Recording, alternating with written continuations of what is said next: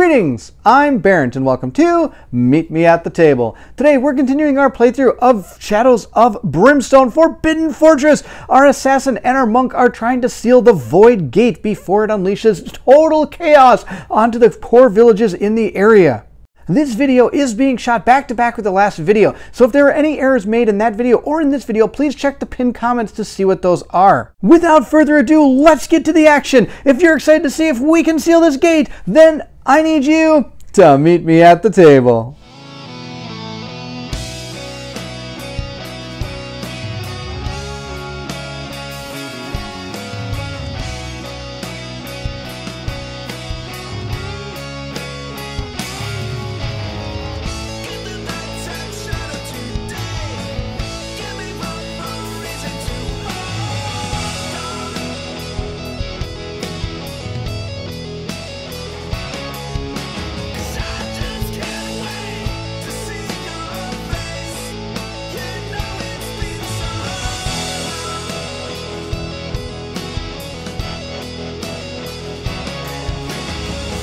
I've gone ahead, set our board up. It might look a little weird. I reversed it, gave it a whole big flip because the bell looks like it's coming down. I had it so it looks like the bell's coming this way. I didn't like that. I like it more so the bell's actually looking like it's coming down from this way, like from this angle. Anyway, that's why it may look like these guys are in the reverse order. They're not. They're just, I just reversed the whole map 180 degrees or 90 degrees. Yeah, 180 degrees. With Silver Blazing Inferno in effect, I'm going to go ahead and put an exploration token into this room. And he has now finished his turn. He's adjacent to her. He gets to heal her 1 damage. I did also forget to give him a key token. We're going to place that over here. With that, we're going to go and move into our exploration. Let's check out and see what is here. We have found encounter times 2. We also found one of these, so let's go ahead and check it out. The second clue. The second clue the heroes find is the location of the Void Gate. Ignore any attacks or encounters listed on this exploration token. Also ignore any door or gate icons on the token, as the objective room has only one exit, and that is the Void Gate, a gate end cap. Heroes may not move through the Void Gate as it leads directly into the abyss of the Void. At this point, we will reveal all Growing Dread cards in the stack as normal, and then the heroes must face an epic threat that is guarding the Void Gate. Now, the 2 epic threats that we have that we might be drawing is going to be our Fallen Shogun or the Living Statue from the core game. Those are both considered epic fights. Also, you could pick something else that could potentially be in those, but those are our giant creatures. Some of the other ones that could happen is you could just get a whole bunch of enemies as well. But our 2 main epic characters are going to be that Fallen Samurai and also our Living Statue. Let's continue on. As long as the Void Gate is open, the creature summoning rule above is active in the final room. Also, the hero with the occult book may use the sealing the gate rule above. If the hero with the occult book is KO'd, the book drops in their space and may be picked up for free by any other hero moving into that space. Once the Void Gate has been sealed and all remaining enemies have been defeated, the heroes have successfully completed the mission. So there are some special rules. Creatures summoning at the objective. During the final fight, anytime the Hold Back the Darkness roll is failed, roll a d6. On the roll of 1, 2, or 3, immediately add a low-level threat card to the fight. These enemies are placed normally not in ambush. Sealing the gate is our objective, and while on the same map tile as the gate, the hero with the occult book may attempt to read from it once per turn during his activation. Make a Spirit 5+ test, and for every 5+ rolled, gain 10 experience points and place a sanity marker on the gate. When there are 5 or more sanity markers in the gate, it is sealed, and the gate end cap is replaced with a normal end cap. So we have found the gate. We're going to place it right here. That's awesome. We have to try to get rid of that gate, so we're going to be rolling a sanity, or we're going to be rolling our Spirit, which he's got a 4 right now, which is fantastic. That's it. We now are in the final phase, so we have to go ahead and take on that Growing Dread card, and then we're going to draw our high-level threat here. Now, since we're playing 2 players, we're not going to draw an epic threat. Maybe I'll bring another character back in the next video, or adventure, I should say, and maybe we'll be able to draw one of the epic guys.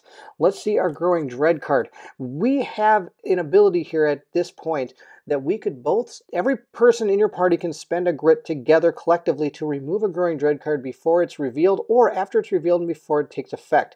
Let's go ahead and reveal it. Then we'll decide if we want to use our grit to get rid of it. And I'm guessing we would, because I don't think any of these are any good. We have found Jealous spirits swirling around you, ghostly apparitions begin to materialize. At first, they are beautiful, but as the air grows icy cold, they twist and contort into terrifying specters, driven mad by their lust for the loss of life. Every hero must make a Lore 6 test. If failed, your highest gold value gear or artifact card is stolen, discarded by the greedy ghost. Note, this does not include starting items or attached upgrade cards. We're both going to do as a grit and get rid of that. I do not want to lose my stuff. That's a terrible, terrible plan. We're going to get rid of both of our, each one grit, remove this growing dread card. Yuck, barf on that. And now we're going to draw our high level card. Let's go ahead, take our high-level cards here, give them a good old truffle shuffle here, and see what has befallen our heroes. Oh, wow, it flew right out of my hand, right over here. Oh, this is going to be terrible. A Harmonago Apparition and one medium threat card. All right, let's grab our medium threat card and see what we get. Let's go ahead and draw our next one in our stack. We have found, oh no, Peeful of Tengu. Oh, yuck, these things are terrible too. All right, so we got a bunch of barf sitting here. It's about to come after us. It's going to be bad news. We're going to roll our peril die first to see how many of those Tengu come after us. Let's see what we got. We got 4. We got 4 Tengu, and we've got this thing. Now, this is a little bit different because it says right down here, the Hariango, I'm going to tell this Harango, I'm terribly sorry, is -1 combat and has only its base health. It does not gain the extra health per hero. Do not draw a trait card. So it's kind of a lower powered one because these are pretty tough characters. So we're going to deal with a bunch of Tengu and that thing all at the same time. And don't forget our Blazing Inferno is still behind us. This is going to be awesome. We've seen both these monsters in the past, but let's go and quickly take a look at them just so we know what we're getting ourselves into. We have our Tengu and our Harianago. I think that's a little bit better pronunciation. I totally destroyed it the first time and I apologize. We have a Tengu. It's a demon myth dragon army. Our Harianago is undead ghost and myth as well.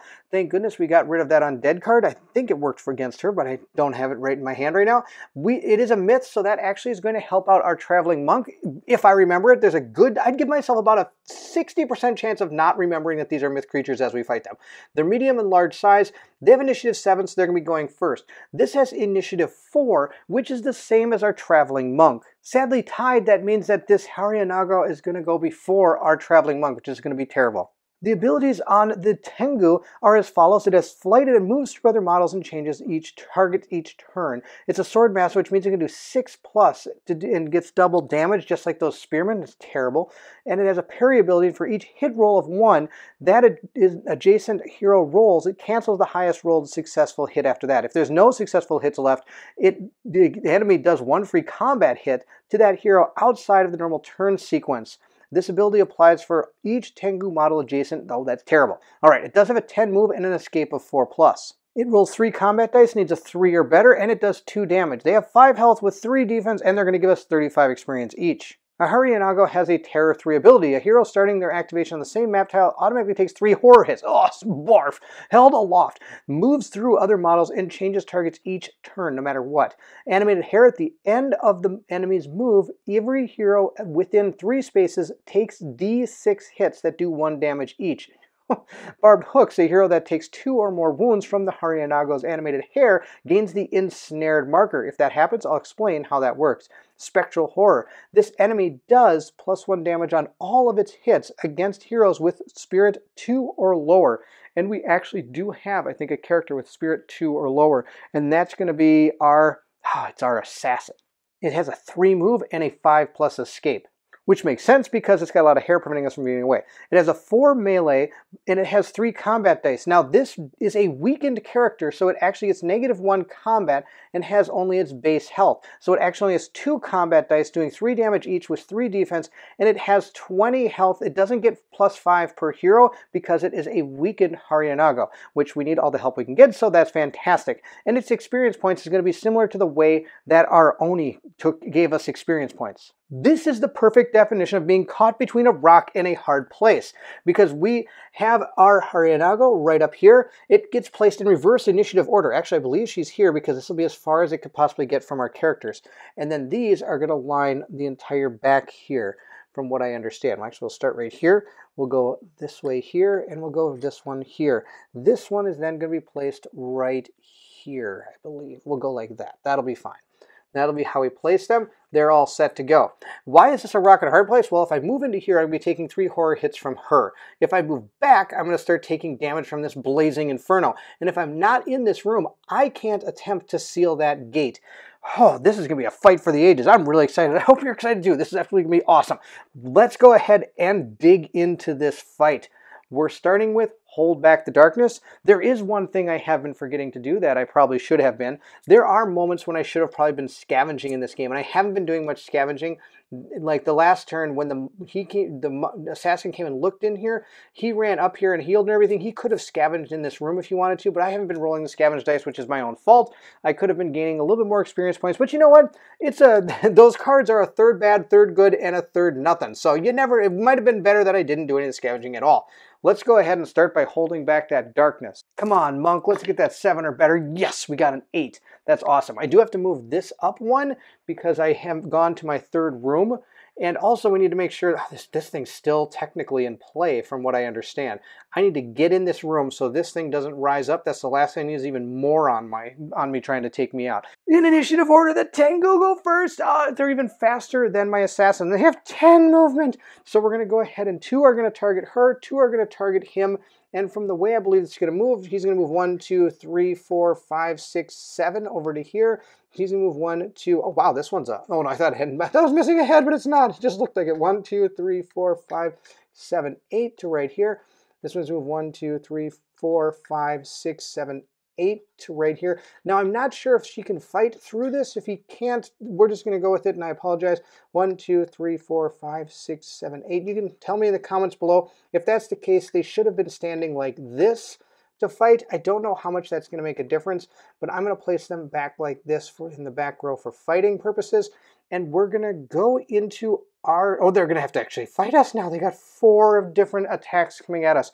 These things are terrible. I am not a fan of Tengu at all. They get to roll 3 combat dice, and they're looking for a 3+. I have 2 attacks going on my assassin here, and I got 2 attacks going on my monk. Let's roll them up. All right. Here's the ones going at my assassin. First one, wow, 3 hits right off the bat. One of them is that double damage hit, so I'm going to go ahead and roll the red die as our double damage attempt to block. Come on, let's see if we do it. We didn't block any of it. I get to re-roll all my defense if I want to because of my silent fighter. I'm not allowed to use guns, and once per turn, you may re-roll any number of your defense dice rolls you just made. So I'm going to go ahead and re-roll all 3 of those because that was terrible. Oh, wow, that was a perfect clutch roll. That was awesome. Blocked all of those. Let's go ahead and attack with our next Tengu. Our next Tengu gets 2 hits again, but these 2 hits are not critical, thank goodness, or double damage. She was able to block 1, meaning she is going to take 2 damage, bringing her to 4 wounds. That's going to be okay. I'm not a big fan of having wounds, but that's okay. That's those 2. Now these 2 get to fight our monk.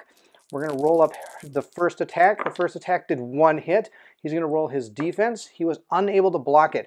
I'm going to go ahead and use my acrobatic flip to re-roll 1 failed defense roll. Well, let's see if I can get it in a tray. I didn't get it in at all, so we're going to take another 2 damage. He is also at 4 wounds.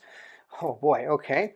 We're going to then attack with the second Tengu back there. Let's see how he does. He did absolutely fantastic. We're going to roll our defense. And we were able to block two of them, and I wasn't able to block 1 of them. Problem is, 1 of those was a critical. So we're going to have to roll the die to see which one I was able to block. We're going to roll on a 1 or 2 is going to be the critical roll I didn't block. On 3, 4, 5, and 6, I'll have blocked the critical roll.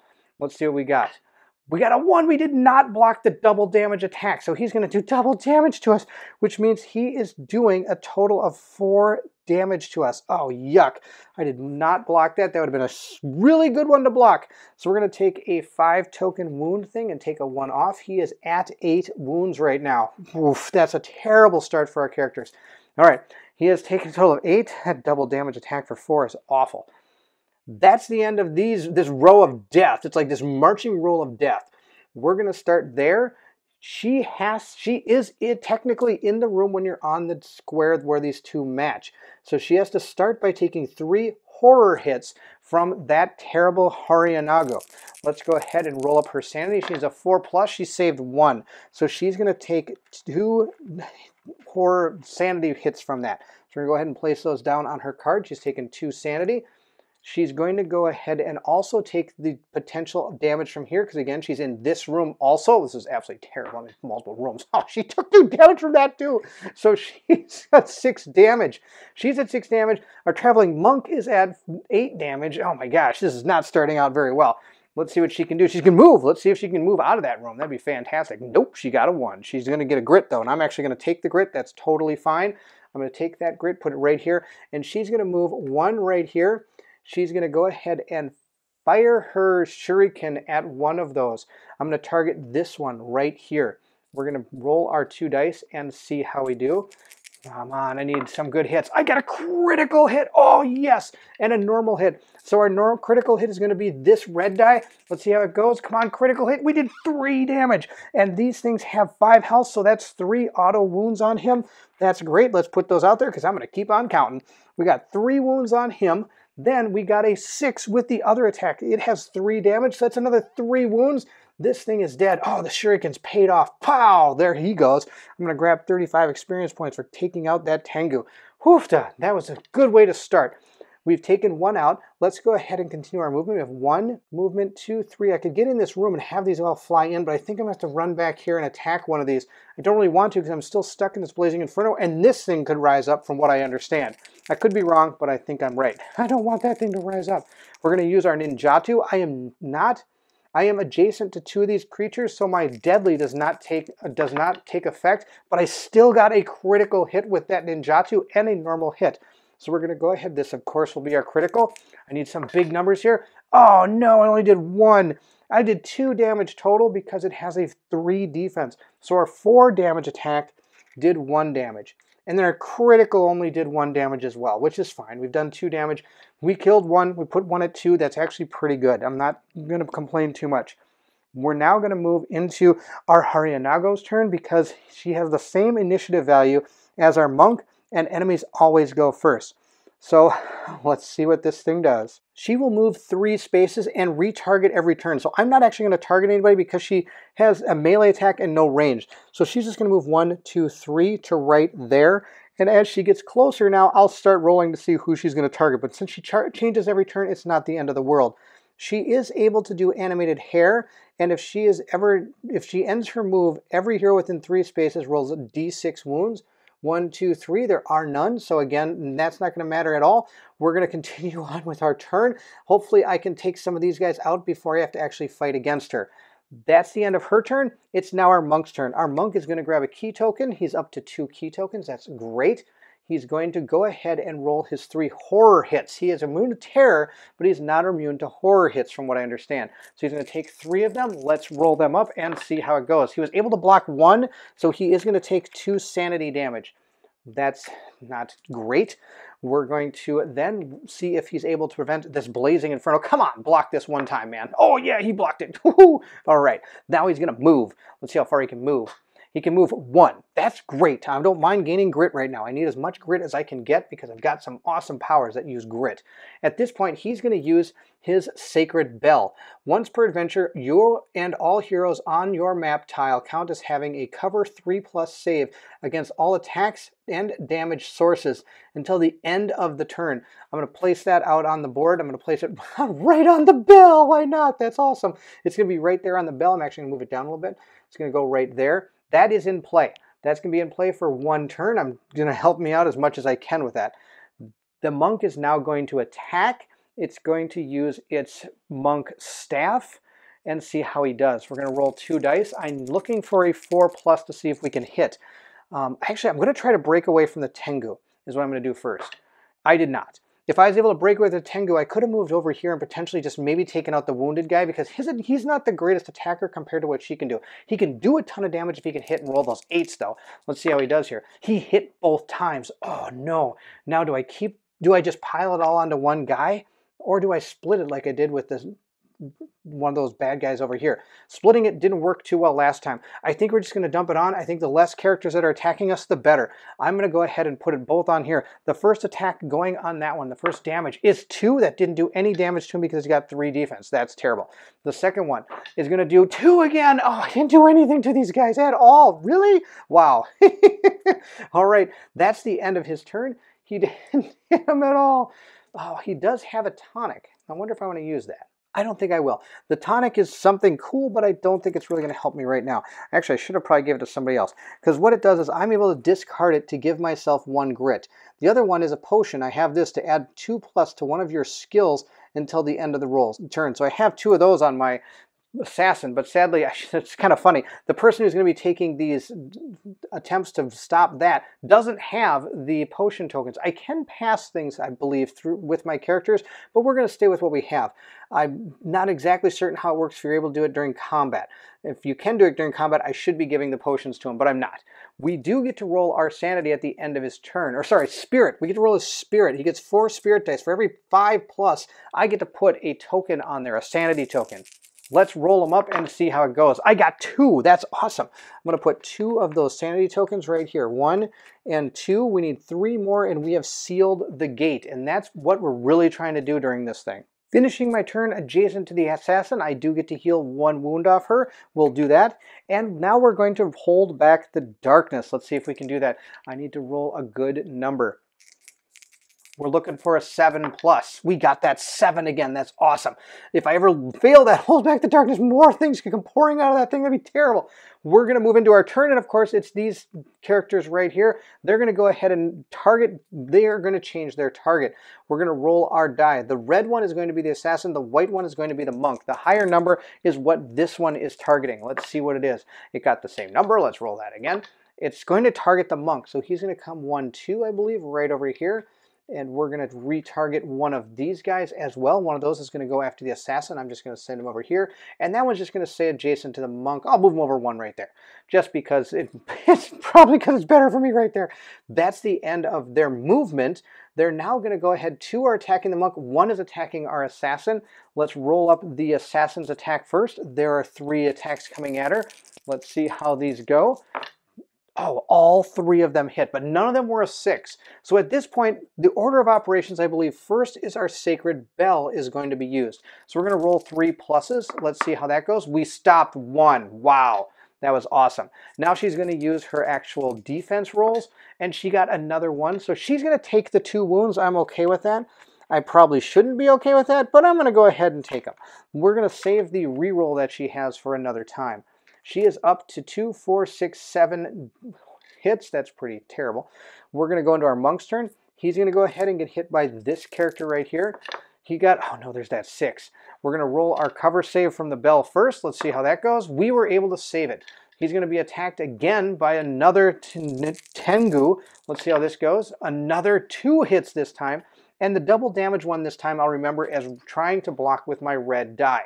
I need my 3 pluses first. I was able to block both of those. Oh, that's so good. That's the end of the Tengu. It is now time for our assassin to go. Our assassin is going to start by taking 3 horror hits because he's in the worst possible spot being hit by this and this at the same time. Let's see, we need a 4+. We roll up, we only take 1. I'll grab myself a sanity damage, put it right there. We're then going to go ahead and roll for each of these. We also have to deal with this blazing inferno. Let's see how that goes. It goes terribly. I'm going to take 2 damage from that.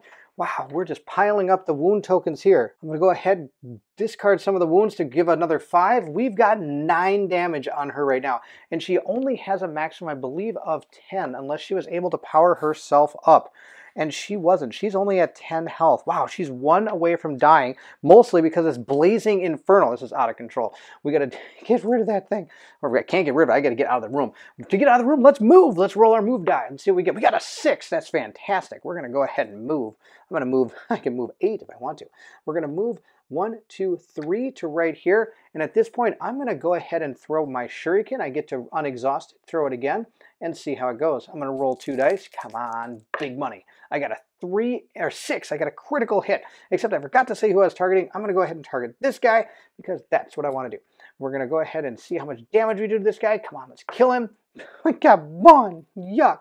put 1 damage right there. She's going to come running back in, and now she's going to go ahead and attack with her ninjutsu. I'm going to roll my 2 dice and see how it goes. I got 5+. Wow, she got double 2s. Oh, that's so sad. I can't do anything about it. Oh, yuck. Now, of course, like I said, I have these potions, and I could go ahead and give them to my monk, but you can't give them to people during combat. That is the rule.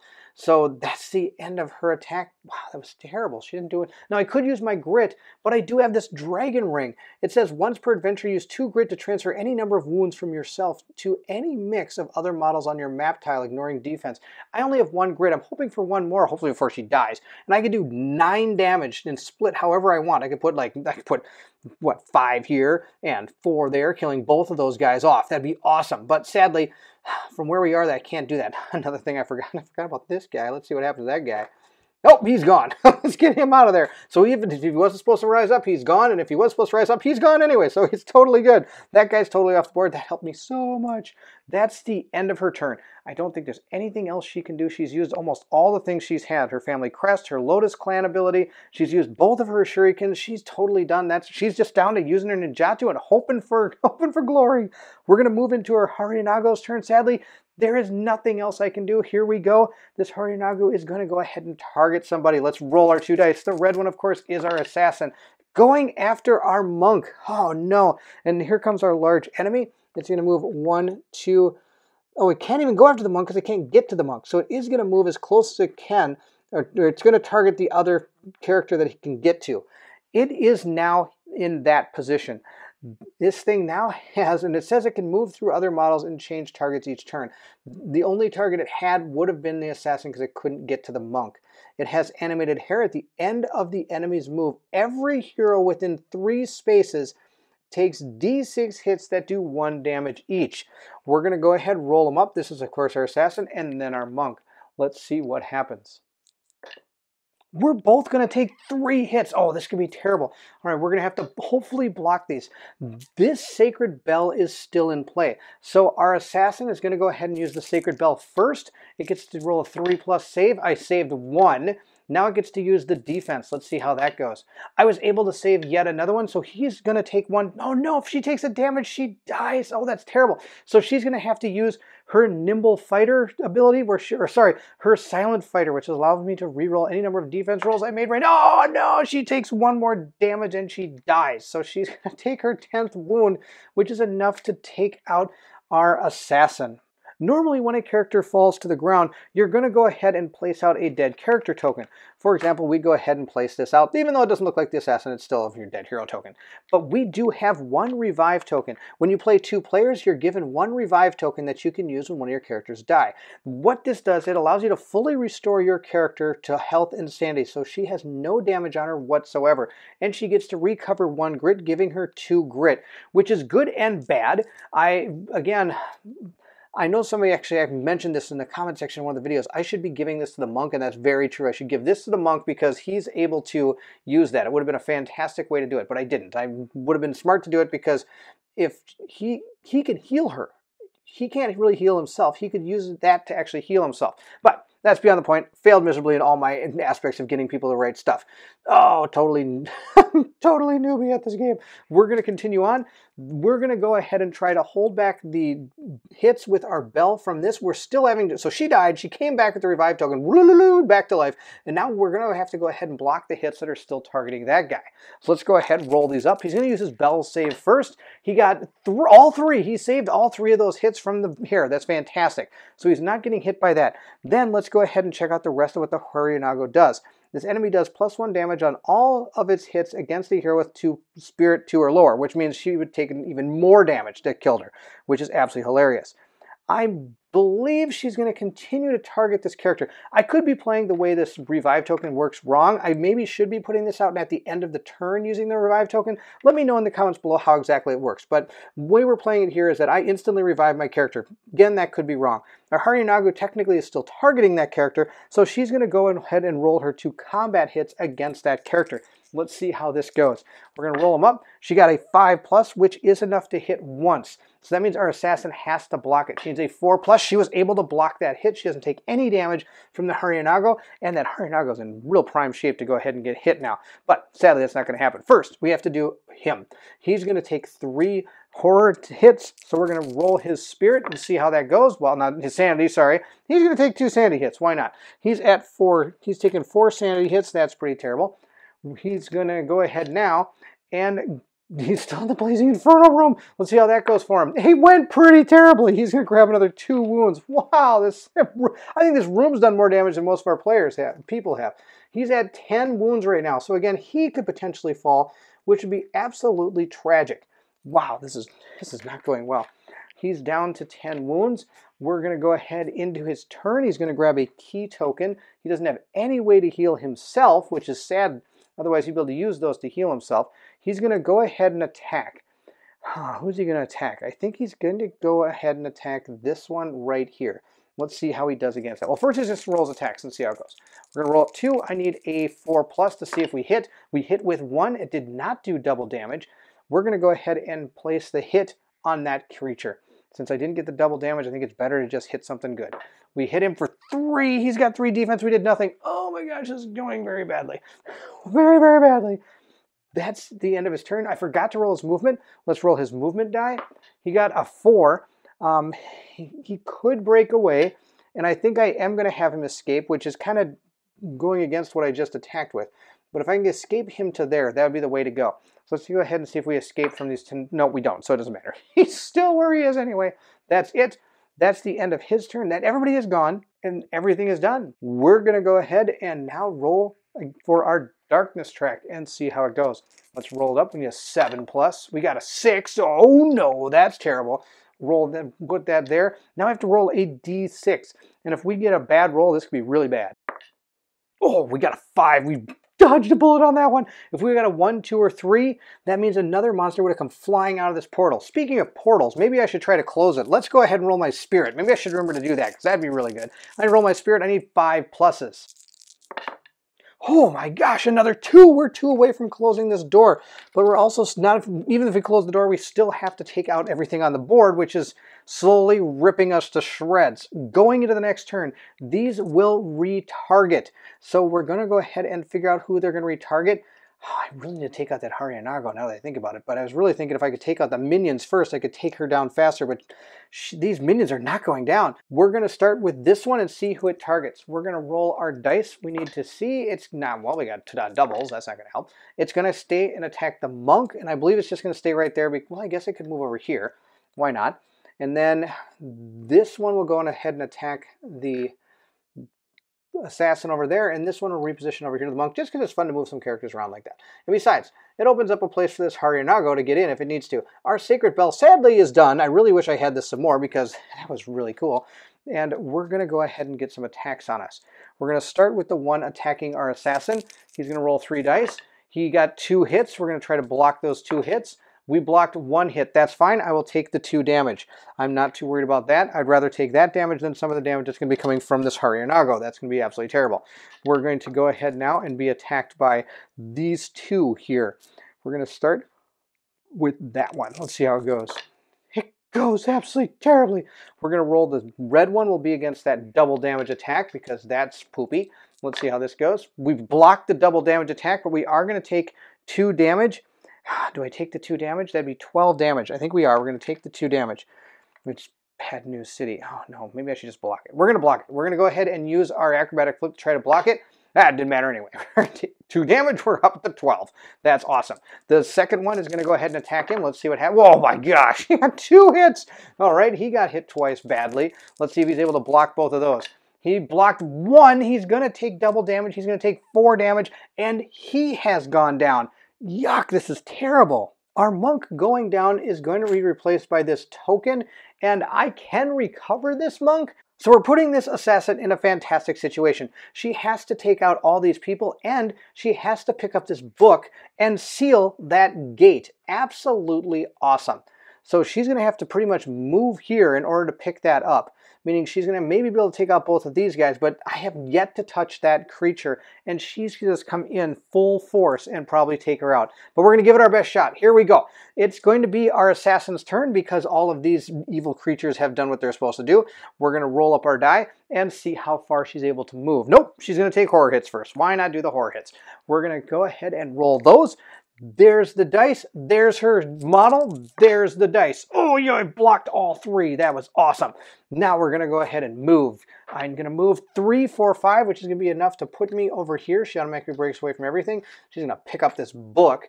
Even though she has a terrible spirit, she's at least going to give it a shot. She only needs to get 1 5+ to take him out. She's going to use her 2 attacks to see if she can take these guys out. Let's see how that goes. She got a critical hit and a 4. That's going to be great.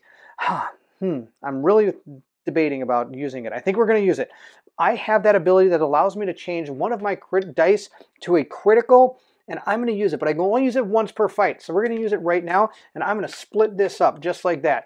We're hopefully going to take out both of these characters. The red one is going to be that character. The white one is going to be that character. All right, we need this. Come on, let's get these guys. Big rolls. We got a 5 and a 6. Ooh, that's perfect. These 2 guys are dead. That was awesome. Okay, I don't know if it's going to be enough, but we took out 2 of the monsters. That's great. We're going to get 70 experience points because they're both 35. All right, those 2 guys are dead. That's the end of her turn. She didn't start in the Inferno room, but she's going to next time. And now it's going to be the Haryanaga's turn.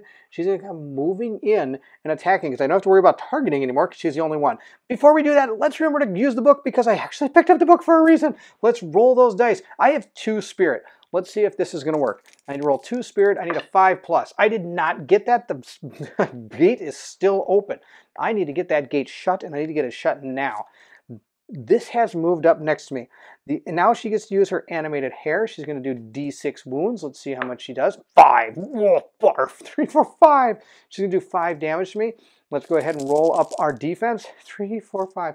All right, we got a total of, we blocked 2, 3. We blocked 3. So we're going to go ahead and take 2 damage from the hair.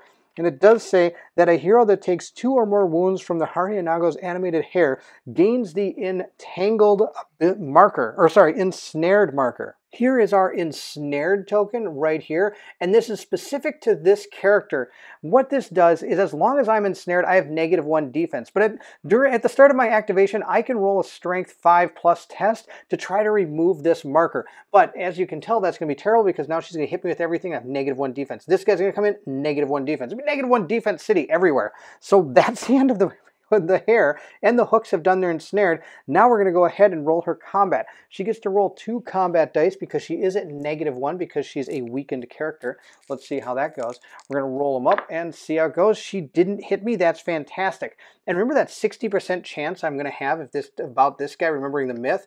I should have gave myself a 0% chance. I forgot he gets +1 against myths, which attacks, which is fantastic. And I think he also takes -1 damage from myth characters as well because of his do not fear.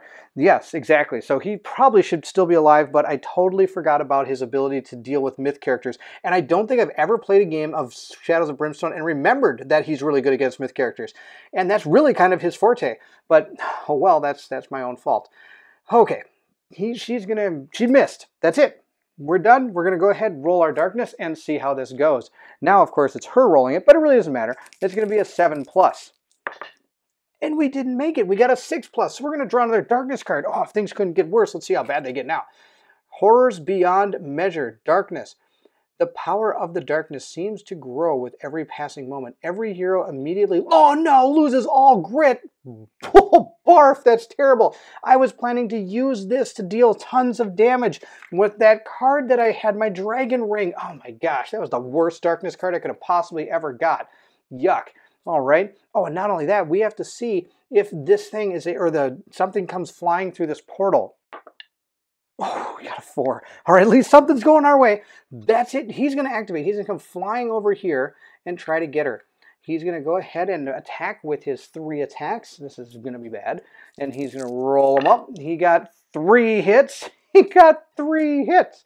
He's going to do multiple damage to this person. Let's see. Okay, I blocked 2, which means I am going to take 2 damage. That's totally fine. And, oh, man. That's it. Now, the other thing I forgot to do is I have to take 2 extra wounds. She does +1 damage on all of its hits against heroes with 2 spirit or lower, and our assassin has 2 spirit. So our assassin's at 2, 4, 6, 8 wounds right now. If she gets 2 more wounds, that's it. That's game over. I got nothing else I can do about it. This combat has gone absolutely horrific. And mainly it's due to the blunder of the fact that I forgot that he has such good power against myth characters. Oh my gosh, I'm kicking myself right now. We're going to start with this. I need to stop this. Oh my gosh, again, we're able to stop that. Okay, this is gone. Okay. I don't know what to do. We're going to start by moving. Oh no, I get horror hits. We forgot about those. Let's do the horror hits. That'll be awesome. Oh, I got 3 horror hits. That's amazing. All right. Now, I wonder if that means I'm supposed to be taking +1 damage on all of its hits against the hero. Yeah, so it's all hits. So I'm going to take 6 sanity from that hit. I, again, have probably been doing that wrong as well. I should be taking multiple sanity hits from that. I get +1 damage from everything that that thing does to me. I'm going to try to move. Let's get out of here. I got 4. That's fantastic. He's going to move 1, 2, 3 over to here, 4. Let's go right there. Let's go right there. Why not? And we're going to try to hit her. Let's hit her. At least do some damage before we go down. Let's roll them up and see what we get. We got 2 criticals against her. That's awesome. Maybe I can do 10 damage. That'd be awesome. Let's do some big damage to her. Big damage, big damage. We did 8. I'll take it. 8 damage. That's pretty good. We did 5, 6, 7, 8, which is enough to do... We get some good experience for that. So let's see here. We're going to get 10 for the hit and then 5 for each. So that's 8. That's, I think, 50 again. What, 5, 6, 7, 8 is 40, 50. Yeah, 50 more. We'll put that down here, though I'm not sure exactly how this is going to go because we're going to be dead. That's the end of her turn. The Harinago is going to go ahead and attack us. First, it gets its bar animated hair. It's just going to turn around and attack. I guess it could move over here. Why not? Oh, I get to try to close the gate. Let's close the gate. 2. Oh, no, the gate's still open. The gate's still open. Here we go. Come on, Harinago. I'm not afraid of you. Let's see how many hits you do with your hair. 1. Ha! Oh, I get to do my strength to try to get rid of that last ensnared token. I forgot to do that. Not to mention, I forgot the -1 defense, but that's okay. I have a strength of 2. I need a 5+ on strength. I did get rid of the ensnared token, which means I actually wasn't able to move either. I have to stay right here now that I think about it. But that's okay. I still did the 8 damage to her. I'm not allowed to move because I was ensnared. Okay. Now she's going to attack with her hair. She did 1 attack with her hair. I'm going to try to block it. I blocked it. That's awesome. She's going to attack me twice. Let's see how she does. She's going to hit me 2 times. And she's going to go ahead and I'm going to block both of them. Oh my goodness. I'm still in the game. Whew. Barely. All right. This is it. That's it. We're going to hold back the darkness. Let's see how this goes. I need a 7+. We got a 9. I'll take it. That's fantastic. That means his turn. I guess he'll just redirect over to here. I don't know if I'm supposed to keep moving him, but it's kind of fun. We're going to move him over here. He's going to attack me with 3 attacks, and this could be something else. Let's see how this goes. 3 attacks.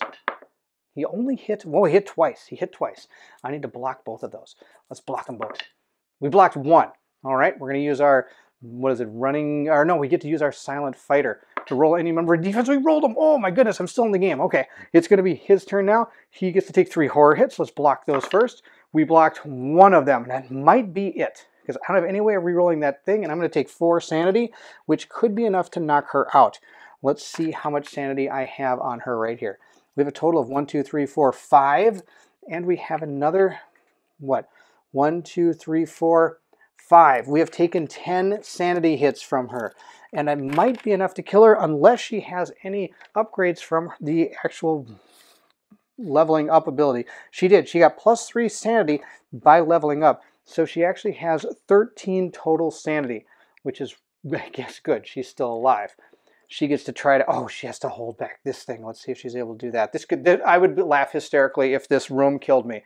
Come on, let's block that. All right, the room did not kill me. Let's roll my movement. Oh, I got a huge movement. Let's get out of that room. I'm not ensnared anymore. We're going to move over to here. I'm going to go ahead and hit the Harinago again. Let's see if we can get her again really good with this hit. We got another critical against her, which isn't going to kill her, but it'll do a lot of damage. I'll take it. I did 4 more. Let's do 4 more damage to her. She loves it. We're going to do, what, we got 3, and I did 4 more, so I'm going to put a wound token down. She's at 12 damage, which is pretty good. She's only got 6 left, or 8 left.